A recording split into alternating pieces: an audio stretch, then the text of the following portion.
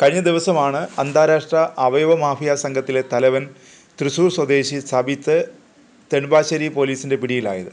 നേരത്തെ lookout notice പുറപ്പെടുവിച്ചിരുന്ന ഇയാളുടെ നീക്കങ്ങൾ കേന്ദ്ര ഇൻ്റലിജൻസ് സംഘം നിരീക്ഷിച്ചു വരികയായിരുന്നു. ഇൻ്റലിജൻസ് വിവരത്തിൻ്റെ അടിസ്ഥാനത്തിലാണ് ഇപ്പോൾ സബിത്ത് പിടിയിലായത്. കൂടുതൽ ആളുകൾക്ക് അവയവ മാഫിയയുമായി ബന്ധമുണ്ടെന്നാണ് ഇയാളെ ചോദ്യം ചെയ്തതിൽ നിന്ന് പോലീസിന് ലഭിച്ചിരിക്കുന്ന വിവരം.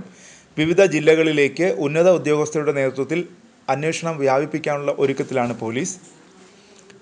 മലയാളികളെ വിദേശത്ത് കൊണ്ടുപോയി അവയവമാറ്റ ശസ്ത്രക്രിയ നടത്തി കുറഞ്ഞ വിലയ്ക്ക് അവയവം കൈക്കലാക്കുകയും പിന്നെ അത് വലിയ വിലയ്ക്ക് വിൽപ്പന നടത്തുകയും ചെയ്യുന്ന അന്താരാഷ്ട്ര മാഫിയ സംഘത്തിലെ പ്രധാന ഏജന്റാണ് സബിത്ത് എന്നാണ് വിവരം.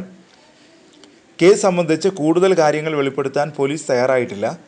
എങ്കിലും സംസ്ഥാനത്തെ ചില പ്രമുഖ സ്വകാര്യ ആശുപത്രികൾക്കും ബന്ധമുണ്ടെന്നുള്ള സൂചനകളും പുറത്തു വരുന്നുണ്ട്.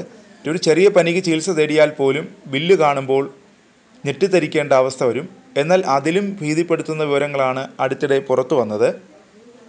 സംസ്ഥാനത്തെ ആതുര സേവന മേഖലയെ അമ്പരപ്പിച്ചിരുന്നു. സംസ്ഥാനത്തെ പ്രസിദ്ധമായ സ്വകാര്യ ആശുപത്രി അവയവ വ്യാപാര മാഫിയയുമായി ചേർന്ന് പ്രവർത്തിക്കുന്നു എന്ന ആരോപണങ്ങൾക്ക് കരുത്തു പകരുന്ന വിവരങ്ങൾ 2011 പുറത്തു വന്നിരുന്നു. എന്നാൽ സംഭവം വിവാദമായതിന് പിന്നാലെ അന്വേഷണത്തിൽ തണുപ്പൻ സമീപനമായിരുന്നു കാണാനായത്. കൊച്ചിയിലെ വൻകിട ആശുപത്രികൾ കേന്ദ്രീകരിച്ചാണ് അവയവ കച്ചവട മാഫിയകളുടെ പ്രവർത്തനമെന്നാണ് ഞെട്ടിപ്പിക്കുന്ന വിവരം. കൊച്ചിയിലെ ഒരു സ്വകാര്യ ആശുപത്രിക്കെതിരെ 2010 അവയവ കച്ചവട മാഫിയയുമായി ബന്ധപ്പെട്ട് ആരോപണം ഉയർന്നിരുന്നു. 2 പരാതികളാണ് ഈ ആശുപത്രിക്കെതിരെ ഉയർന്നത്. ഈ കേസിൻ്റെ വിവരങ്ങൾ ചൂണ്ടിക്കാട്ടി അന്ന് ന്യൂ ഇന്ത്യൻ എക്സ്പ്രസ് വാർത്ത പ്രസിദ്ധീകരിച്ചിരുന്നു. ആശുപത്രിയുടെ പേര് പരാമർശിക്കാതെ നൽകിയ ഈ വാർത്തയുടെ അടിസ്ഥാനത്തിൽ പുനരന്വേഷണത്തിന് പോലീസും തയ്യാറെടുത്തെങ്കിലും പിന്നീട് അങ്ങോട്ട് അന്വേഷണമൊന്നും കണ്ടില്ല. ബൈക്ക് അപകടത്തിൽ മരിച്ച യുവാവിൻ്റെ വൃക്ക മോഷ്ടിച്ചു എന്നായിരുന്നു ആരോപണം. ഇതുമായി ബന്ധപ്പെട്ട് എറണാകുളം പനങ്ങാട് പോലീസ് സ്റ്റേഷനിലും അരൂർ പോലീസ് സ്റ്റേഷനിലുമായി 2 പരാതികൾ ലഭിച്ചിരുന്നു. ഇതിൽ പനങ്ങാട് പോലീസ് സ്റ്റേഷനിലെ ക്രൈം നമ്പർ പ്രകാരം അന്വേഷണം നടന്നു.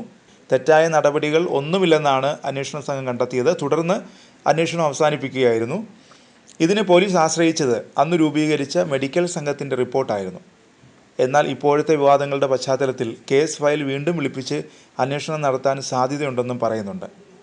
ഇത്തരം ആരോപണങ്ങളുടെ പശ്ചാത്തലത്തിൽ കേരളത്തിൽ നടക്കുന്ന അവയവമാറ്റ ശസ്ത്രക്രിയകൾ പലതും സംശയത്തിലായിരുന്നു. വാഹനാപകടത്തിൽ പരിക്കേറ്റ് ആശുപത്രിയിൽ എത്തുന്നവരെ കൊലപ്പെടുത്തി അവയവം കച്ചവടം ചെയ്യുന്ന സ്ഥിതിവിശേഷമുണ്ടെന്ന് ഞെട്ടിപ്പിക്കുന്ന വിവരവും മുമ്പ് പുറത്തു വന്നിരുന്നതാണ്.